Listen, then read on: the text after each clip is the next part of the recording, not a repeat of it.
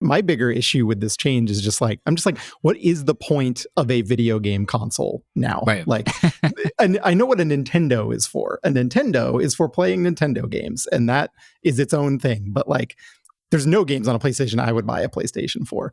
Bloodborne 2, maybe I would buy a PlayStation 4, but like, I don't think that's happening. So, and they said recently that they're not going to be putting their games on PC anymore. Is that right? Yeah. The single player stuff they're pulling back from. So they're still going to put their live service games on PC because they saw that Helldivers money and they want more of that.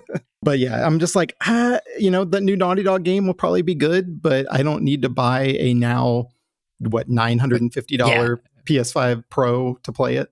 I mean, I think that, like, for me, I had a PS4, briefly before it broke.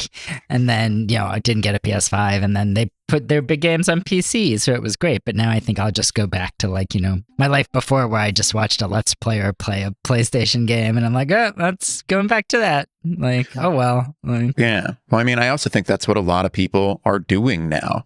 And this was actually a good point surfaced by Imran Khan, who's over at Reset. He said, ultimately, I think Sony is following the market, and the market is older, less willing to go to a store and buy a disc, and more willing to just buy new. And the younger generations that run counter to that are not filling in the blank spaces. The trends are what suck here. To be clear, the market being older and younger people not taking their place is a 5-alarm fire that no one is noticing. And I'm not sure if it's that nobody is noticing it. It's just that they don't know what to do about it. Right. But yeah, like I think that a lot of younger people now, the way that they interact with the lion's share of video games, especially AAA video games, is by watching like a streamer or YouTuber play them. And so they don't spend any money on them.